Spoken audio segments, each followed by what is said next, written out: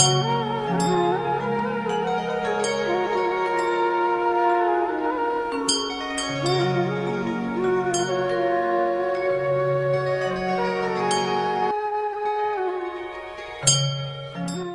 तीर्थंकर शब्दों से लेकर के अंतिम तीर्थंकर भगवान महावीर पर्यंत 24 तीर्थों को चरणों में प्रणाम करते हुए जैन जगत के एक ऐसे महा निमित्त ज्ञानी आचार्य विमल सागर जी महाराज के चरणों में प्रणाम करते हुए महातपस्वी आचार्य सन्मति सागर जी के चरणों में प्रणाम करते हुए इस युग के और एक आचार्य शांति सागर जी के चरणों में प्रणाम करते हुए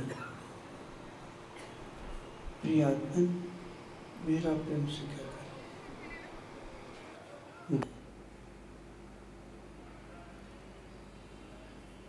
ऐसे ही कुछ स्थिति वर्धमान स्वामी की बनी। अतीत की पर्यायों में वो चले गए।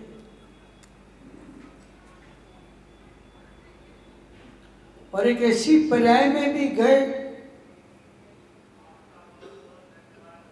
कि जहां हिंसा जरूरी थी आजीविका के लिए।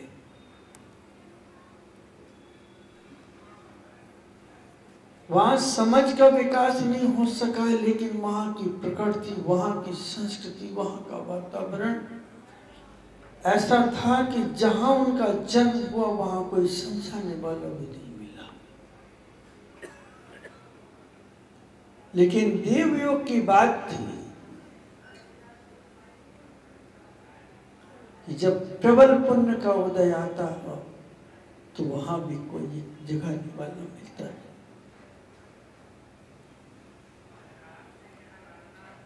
ऐसी अनेक योनियों में भ्रमण करते करते करते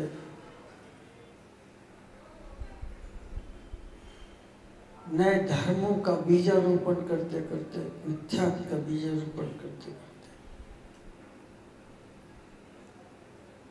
पुनः आ गए उसी सर्किल के अंदर। परिवर्तन क्रम चालू है उनका।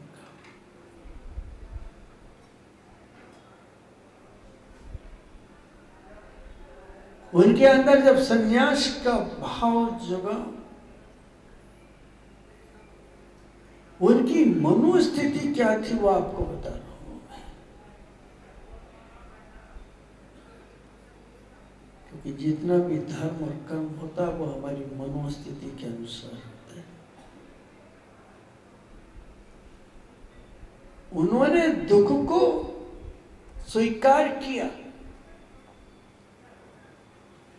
स्वीकृत दुख, कोई जब दिगंबर मुनि बनता है तो सबसे पहले उसकी स्वीकृति होती दुखों को स्वीकार करने की।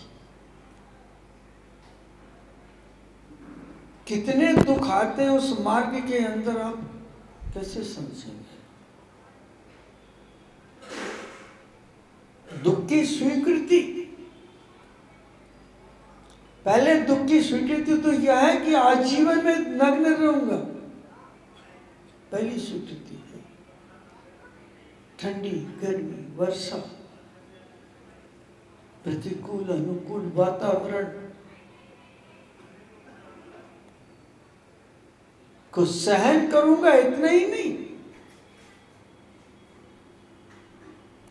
प्रतिकूलता जब मेरे सामने आकर के खड़ी होगी तो मैं मुस्कुराऊंगा। उस मुस्कुराने में ही उसकी कर्म निष्ठा होगी। और जब दुख के पहाड़ हमारे ऊपर टूटेंगे, मैं ध्यान की गहराई में जाऊंगा तो उसकी जड़ें हिल जाएंगी और वो विकलित होकर के गिर जाएंगे। स्थिति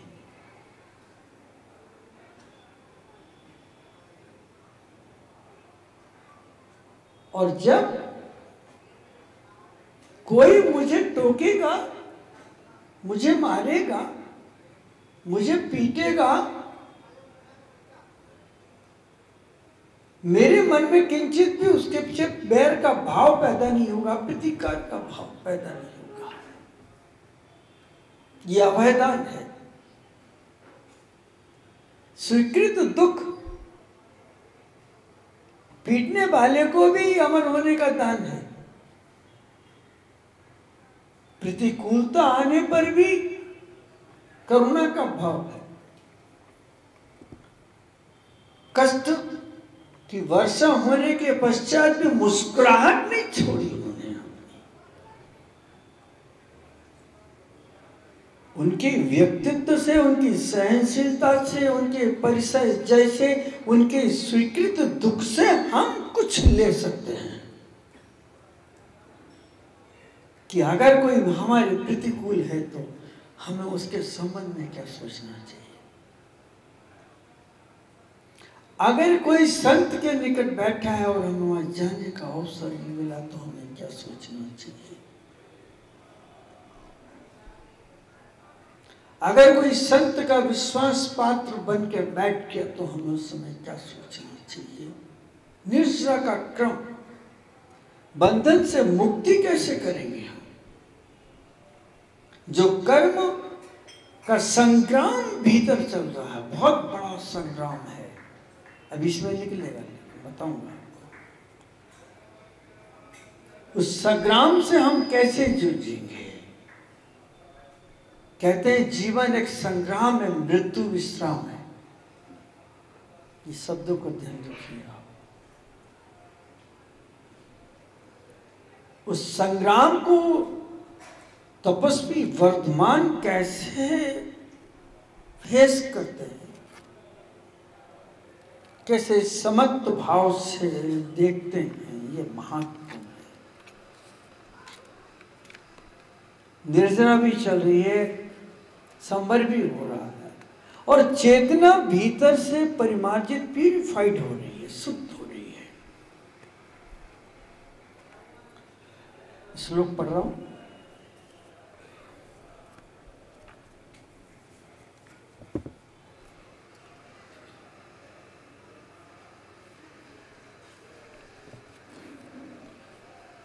आप बोलेंगे।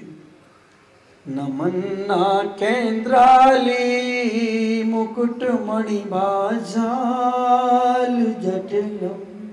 नमन्ना केंद्राली मुकुट मणि बाजाल जटिलम। लसत् पादाम्बोज द्वयमी यदीयं तनुभृताम्। लसत् पादाम्बोज द्वयमी यदीयं तनुभृताम्। भवज्ज्वाला शान्तै प्रभवति जलं वा स्मृतुमपि।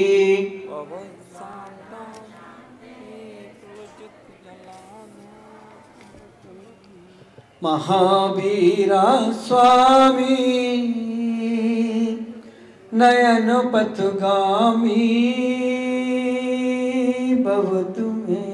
महावीर स्वामी नयन पथगामी भवतु मे। महावीरा स्वामी नयन पथगामी भवतु मे। महावीर स्वामी नयन पथगामी भवतु मे। बहुत सुंदर काव्य है। इंद्र जब उनके चरणों में प्रणाम करता है, उसके मुकुट में असंख्य मणियां लगी हुई हैं। वे सहज ही आभा को प्राप्त हो जाती है, चमक उठती है। महावीर भगवान उनके का स्मरण का जल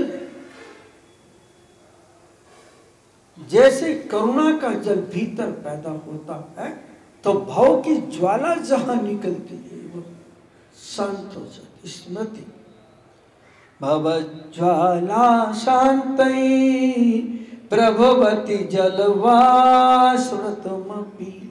उनके स्मरण से, किसके? तीर्थंकर की। उनका जल आत्मा का कैसे प्रक्षालन करता है।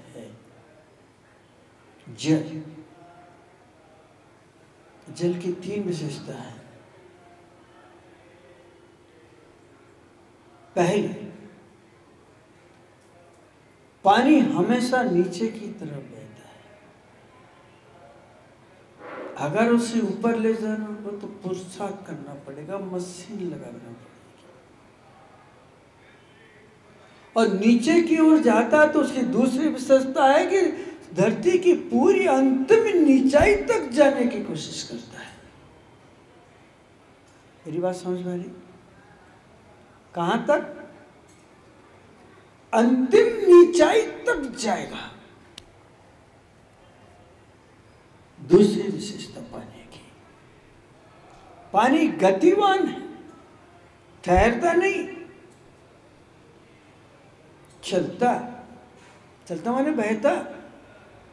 और पानी के बहने में साउंड नहीं। पत्थर से टकराएगा तो पत्थर की आवाज है, पानी की नहीं हो। जब पानी बहता है तो साउंडलेस है, कहीं कोई आवाज नहीं। तीसरी महत्वपूर्ण बात कि पानी कैसी भी गंदगी हो सबको साफ करता है। करता है? पानी कैसी भी गंदगी हो उसको सबको साफ करेगा और अपने को भी साफ करेगा। विशेषता है पानी की। पहली विशेषता है कि जब नीचे चलता है तो अंतिम छोर तक जाता है। अगर हम अपने परिणामों को निर्मल करें, स्मृति के जल को ले आए, तो अपनी चेतना की अंतिम गहराई तक उस स्मृति के जल को डालने की कोशिश करें, ताकि वो कर्म की जो कालिमा है वो कालिमा पूरी धुल के निकल जाए, निकल जाए। स्मृति जल, याद का जल, आराधना का जल, स्तुति का जल, पूजा का जल, प्रेम का जल, श्रद्धा का जल, ध्यान का जल, समर्पण का जल। अब कितने जल बताऊं? इसीलिए पानी अभिषेक में आता है। पानी की ग्रॉप्सिंग एनर्जी बहुत हाई है, डीप है। मंत्र करके पानी कहीं भी छिड़क दो, अब प्रभाव पड़ेगा। फूल और पानी की ग्रॉप्सिंग एनर्जी बहुत है।